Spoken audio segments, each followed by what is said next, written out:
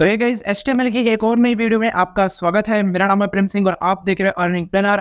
Friends, आज की video के अंदर मैं आपको बताने वाला हूँ कि एचटीएमएल के अंदर एलिमेंट्स के अंदर जो एट्रीब्यूट्स आते हैं वो एट्रीब्यूट्स क्या होते हैं। इससे पहले वाली वीडियो के अंदर हमने देख लिया था कि एचटीएमएल एलिमेंट्स क्या होते हैं, एलिमेंट्स के अंदर जो हम टैग्स यूज में लेते हैं वो क्या होता है। आज की इस वीडियो के अंदर हम सीखेंगे कि एट्रीब्यूट्स क्या होते हैं।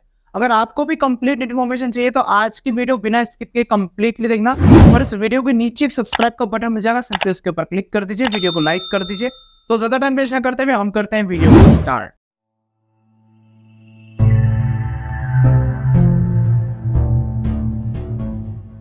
तो सर आप देख सकते हैं मैं अपने लैपटॉप की स्क्रीन के ऊपर आ चुका हूँ। लैपटॉप की स्क्रीन के ऊपर आ जाने के बाद मैं सिंपली क्या करता हूँ, यहाँ पर नीचे जाता हूँ थोड़ा। यहाँ पर आप देख सकते हो मैं अपनी नोट्स की वेबसाइट के ऊपर हूँ। इस वेबसाइट का लिंक आपको इस वीडियो के डिस्क्रिप्शन में मिल जाएगा, तो सिंपली आप वहां जाकर के इस वेबसाइट के ऊपर आ सकते हैं।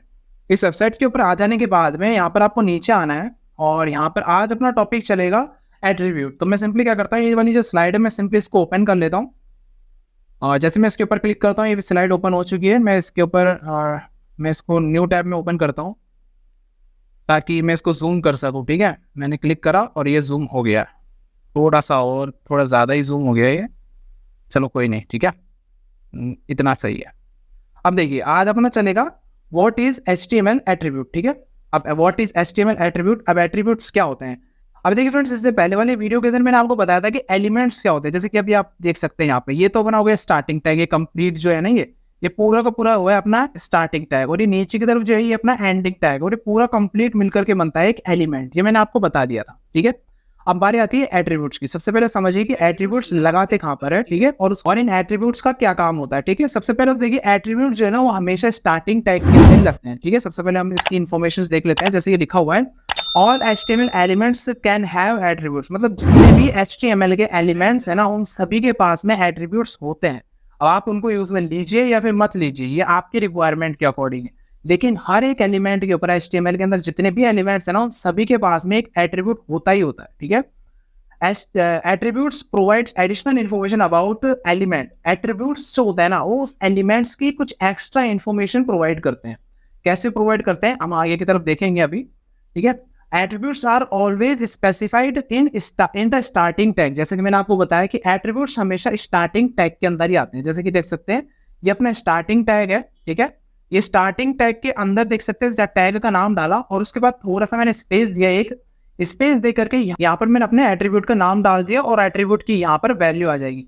याद रहे फ्रेंड्स, एट्रीब्यूट हमेशा स्टार्टिंग टैग के अंदर ही आते हैं। और एक चीज और याद रखिए, जैसे यहाँ पर आप जैसे नेम लिखा हुआ है ना यहाँ पर आता है एट्रीब्यूट का नाम, जो भी आपका एट्रीब्यूट है। ठीक है, उसका नाम लिख देने के बाद में बराबर का निशान हमेशा लगाइए। जो इक्वल का साइन है ना ये हमेशा लगेगा एट्रीब्यूट के अंदर, और साथ में देख सकते हैं डबल कोट लगे हुए हैं। ठीक है, तो डबल कोट्स भी हमेशा लगेंगे। डबल कोट लगा करके आप अपनी जो वैल्यू है उस एट्रीब्यूट की जो वैल्यू आप सेट कर रहे हो ना वो वैल्यू यहाँ पर डाल दीजिए और लास्ट में भी डबल कोट से इसको बंद कर दीजिए। इससे क्या होता है, जब आप डबल कोट्स लगाते हो उससे इसको पता चलता है कि वैल्यू जो ये एट्रीब्यूट है ना उसकी वैल्यू कहाँ से स्टार्ट हो रही है, कहाँ से एंड हो रही है। जब आप डबल कोट्स लगाते हो किसी भी वैल्यू से पहले, एट्रीब्यूट की जब वैल्यू सेट करते हो इक्वल्स टू के बाद में, जैसे आप यहाँ पर डबल कोट्स लगाते हो तो डबल कोट्स लगाने का मतलब है कि यहाँ से एट्रीब्यूट की वैल्यू स्टार्ट हो रही है। और जब आप वैल्यू लिख देते हो पूरी, उसके बाद में लास्ट में आप डबल कोट्स लगाते हो, उसका मतलब ये है कि यहाँ पर इस एट्रीब्यूट की वैल्यू खत्म हो रही है। तो यहाँ से आपको एक चीज ध्यान में रखनी है कि यहाँ पर हमेशा एट्रीब्यूट जो है वो स्टार्टिंग टैग के अंदर ही लगता है, और साथ में यहाँ पर एट्रीब्यूट लगाते समय एट्रीब्यूट का नाम आता है, उसके बाद में इक्वल टू का साइन, फिर दोनों तरफ डबल कोट्स के बीच में आपकी एट्रीब्यूट की वैल्यू आती है। ये आपको समझ में आ गया। आगे की तरफ देखते हैं। Attributes provides additional information about element, ये मैंने ऑलरेडी आपको बता दिया है। ठीक है, ये लाइन रिपीट हो गई है तो मैं इसको हटा दूंगा बाद में। ठीक है, एग्जाम्पल देखते हैं। जैसे कि एक इमेज टैग है। ठीक है, ये एक इमेज टैग है जो कि सेल्फ क्लोजिंग टैग है। यहाँ पर देखिए लिखा हुआ है IMG, और उसके बाद में देखिए यहाँ पर मैंने बोला लास्ट के अंदर इस तरीके से आप ING टैग को बंद कर देंगे। अब सेल्फ क्लोजिंग टैग है तो मैंने आपको बताया था कि स्लैश के साथ में सेल्फ क्लोजिंग टैग बंद होता है, तो यहाँ पर आप लास्ट में स्लैश भी लगा दीजिएगा। तो मैं जब नोट्स बना रहा था थोड़ा जल्दीबाजी मैंने यहाँ पर लगाना भूल गया। मैं जैसे आप अभी मैं वीडियो खत्म करके और यहाँ पर मैं ये लगा दूंगा। ठीक है, और यहाँ पर मैं अपलोड कर दूंगा। ठीक है, अब यहाँ पर क्या देखिए कि IMG लिख दिया, IMG के बाद में स्पेस लगाया और स्पेस लगाकर देखिए जैसा कि मैंने यहाँ पर बताया है यहाँ नेम लिखा हुआ है, यहाँ पर देख सकते हैं SRC एक एट्रीब्यूट है जो कि इमेज के साथ में ही काम आता है, ठीक है। तो ये SRC लिखा और बराबर का निशान लगाया जैसे कि एट्रीब्यूट में होता है, डबल कोट्स लगाए जैसा कि एट्रीब्यूट में होता है, और यहाँ पर उस एट्रीब्यूट की वैल्यू डाल दी, और एट्रीब्यूट की वैल्यू जैसे खत्म हुई और यहाँ लास्ट में डबल कोट्स लगा दिए। तो आपको अच्छे से क्लियर हो रहा होगा। इस तरीके से यहाँ पर आप एक एट्रीब्यूट बना सकते हैं। अब ये एट्रीब्यूट देखिए कितना है, मैं यहाँ पर आपको दिखा देता हूँ। ये एट्रीब्यूट टोटल है यहाँ से लेकर के और यहाँ तक, बस इतना ही है ये एट्रीब्यूट, ठीक है। और बाकी तो ये कंप्लीट अपना एक एलिमेंट हो गया जो कि सेल्फ क्लोजिंग टैग से है। इमेज टैग जो होता है वो एक सेल्फ क्लोजिंग टैग है, ये काम आता है अपनी वेबसाइट के अंदर इमेज को शो करवाने की। जब इमेज टैग की बारी आएगी आगे तब मैं आपको इस अच्छे से एक्सप्लेन करूंगा, बट फिलहाल के लिए मैं अभी आपको आइडिया दे रहा हूँ कि एट्रीब्यूट्स क्या होते हैं, ठीक है। नीचे चलते हैं। अब एट्रीब्यूट्स टोटली दो टाइप्स के होते हैं। एक होता है प्री डिफाइंड एट्रीब्यूट्स जो कि होता है स्टैंडर्ड एट्रीब्यूट जिसे कहते हैं, ठीक है। एक होता है कस्टम एट्रीब्यूट्स, ठीक है। अब सबसे पहले देखते हैं प्री डिफाइंड एट्रीब्यूट्स क्या होते हैं। Attributes that are already created in HTML and can not be changed are called predefined और स्टैंडर्ड एट्रीब्यूट। इसका मतलब ये है कि फ्रेंड्स ऐसे एट्रीब्यूट्स जो HTML में ऑलरेडी बने हुए हैं, आप उसे चेंज नहीं कर सकते हैं और वो हर एक एलिमेंट के लिए पर्टिकुलर बनाए गए हैं, तो वो एट्रीब्यूट्स होते हैं प्री डिफाइंड, जिसे हम स्टैंडर्ड कहते हैं, जो कि स्टैंडर्ड HTML द्वारा बनाए गए हैं, आपको दे दिए गए बना करके आप इस एलिमेंट के साथ इस एट्रीब्यूट को लिख सकते हैं। जैसे कि SRC एट्रीब्यूट है, तो SRC एट्रीब्यूट जो है वो स्पेसिफिक फिक्स है कि वो IMG टैग के साथ में यूज में होता है। और भी कुछ टैग्स हैं उनके साथ में भी यूज में होता है, कुछ एलिमेंट्स हैं जिनके साथ में भी SRC लगता है। बट फिलहाल मैं आपको आइडिया दे रहा हूँ, तो मैं आपको बता रहा हूँ कि अभी IMG टैग हमने यूज में लिया तो उसमें SRC ये एट्रीब्यूट हमने अभी लगाया, तो इसका मतलब ये है कि ये IMG टैग के लिए बनाया गया है SRC, ठीक है। बाद में हम देखेंगे कि यहाँ पर कुछ जब लिंक टैग है उसके अंदर भी हम SRC यूज में ले रहे हैं। कुछ टैग है और एक्स्ट्रा जिनमें एट्रीब्यूट जो है ये वाला यूज में लिया जा रहा है। लेकिन फिलहाल इतना समझ लीजिए कि एट्रीब्यूट जो है ना कुछ तो HTML द्वारा बनाए हुए होते हैं जो कि फिक्स है, उनको आप चेंज भी नहीं कर सकते, उनका काम फिक्स है कि ये काम करेगा, ठीक है। सेकेंड पे आते हैं कस्टम एट्रीब्यूट्स। कस्टम एट्रीब्यूट्स में लिखा हुआ है attributes that are not already created in HTML and we create them ourselves with any name are called custom attributes, but whatever name we select we must put data dash before it। इसका मतलब यह है कि ऐसे attributes जो हम खुद अपनी रिक्वायरमेंट के अकॉर्डिंग बनाते हैं उन्हें कहते हैं कस्टम एट्रीब्यूट्स। ये HTML द्वारा नहीं बनाए जाते हैं, हम खुद से ही इनको लिखते हैं। जब हम जावास्क्रिप्ट में आएंगे या फिर अगर आपने जावास्क्रिप्ट की प्लेलिस्ट नहीं देखी तो आप हमारे चैनल पे जावास्क्रिप्ट की प्लेलिस्ट देखिएगा। जावास्क्रिप्ट के अंदर हम यहाँ पर ये जो एट्रीब्यूट्स है ना कस्टम एट्रीब्यूट्स, इनको यूज में लेते हैं। कई बार इनकी नीड्स पड़ जाती है, हम कई बार कोई वैल्यू स्टोर करवानी होती है किसी एलिमेंट के अंदर, तब हम एट्रीब्यूट को यूज में लेते हैं और उसके अंदर वैल्यू को स्टोर करवा देता है। वो जो एट्रीब्यूट है ना वो हम खुद की मर्जी से खुद भी कुछ भी बना देते हैं।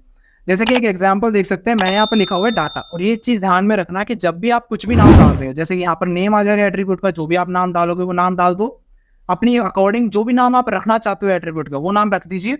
और जस्ट उससे पहले आपको ये जरूर लगा देना है डाटा, और यहाँ पर देख सकते हैं इस तरीके से आपको एक डैश लगा देना है, ठीक है। डाटा डैश और फिर आपके एट्रीब्यूट का जो भी नाम है आप उसको यहाँ पर लिख दीजिए। उसके बाद में डबल कोट्स के बीच में यहाँ पर आप अपनी एट्रीब्यूट की कोई भी वैल्यू जो आप स्टोर करवाना चाह रहे हो वो वैल्यू यहाँ पर आप डाल दीजिए। तो ये हो गया एक कस्टम एट्रीब्यूट जिससे हम बहुत कम यूज में लेते हैं। HTML में तो ये ज्यादातर यूज में आता ही नहीं है, ये यूज में लिया जाता है जावास्क्रिप्ट के अंदर किसी भी HTML के एलिमेंट को चेंज करने या फिर अपडेट करने के लिए, कुछ भी करने के लिए। ये सब हम जावास्क्रिप्ट में देखेंगे, बट अभी आपको पता होना चाहिए कि एट्रीब्यूट्स मेनली 2 टाइप्स में डिवाइड किए गए हैं, ठीक है। एक है प्री डिफाइंड, एक है कस्टम एट्रीब्यूट्स। तो यहाँ पर मैंने आपको बता दिए, ठीक है। तो आपको समझ में आ गया होगा एट्रीब्यूट्स किस तरीके से यहाँ पर काम कर रहे हैं, एट्रीब्यूट्स किस तरीके से लगाए जाते हैं किसी भी एलिमेंट के अंदर। देखिए मैं आपको लगा करके भी दिखाता हूँ, ठीक है।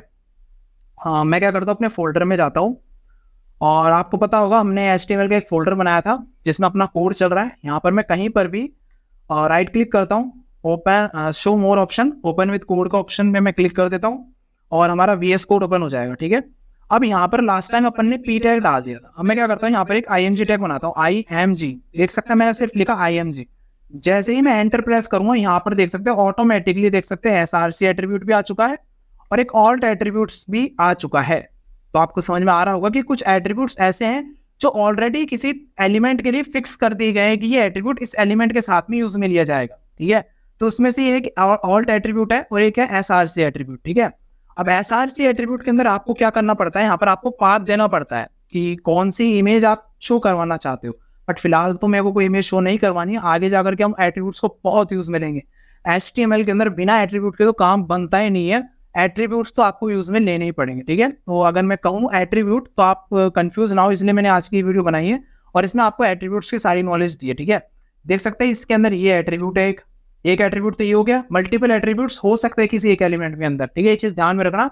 एग्जाम्पल में तो मैंने सिर्फ एक SR से ही लिखा था, किसी एक एलिमेंट में कई सारे एट्रीब्यूट्स हो सकते हैं, कोई लिमिट नहीं है फ्रेंड्स, ठीक है।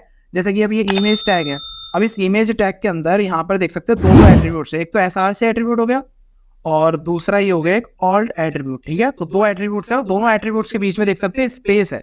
तो ये सिंटैक्स आपको याद में रखना, अगर हल्की से भी आपने मिस्टेक कर दी ना अपने कोड के अंदर ये साइन वगैरह लगाने में, तो आपका कोड में एरर आ जाएगा, आपका वो एलिमेंट ही काम नहीं करेगा। तो इसलिए पहले ही मैं अच्छे से बता रहा हूँ किस तरीके से एट्रीब्यूट लगाना है, किस तरीके से एलिमेंट। अब देखिए सेल्फ क्लोजिंग है तो मैं यहाँ पर इस तरीके से मैंने स्लैश लगा दिया, ठीक है। इमेज टैग के अंदर मैंने लास्ट में स्लैश लगा दिया क्योंकि सेल्फ क्लोजिंग टैग है, ठीक है। और इस तरीके से आप यहाँ पर इमेज टैग बना सकते हो। यहाँ पर देख सकते हैं मैंने दो एट्रीब्यूट्स यूज में लिए, तो आपको समझ में आ गया होगा कि एट्रीब्यूट्स क्या है। तो फ्रेंड्स आई होप आपको अच्छे से सब कुछ क्लियर हो गया होगा कि HTML एट्रीब्यूट्स क्या होते हैं। तो फ्रेंड्स आपको वीडियो कैसी लगी, यदि ये वीडियो आपको अच्छी लगी तो इसे लाइक कीजिए और यदि आप हमारे चैनल पर आए हैं तो इसे सब्सक्राइब कीजिए। वीडियो को देखने के लिए धन्यवाद, आपका दिन शुभ हो।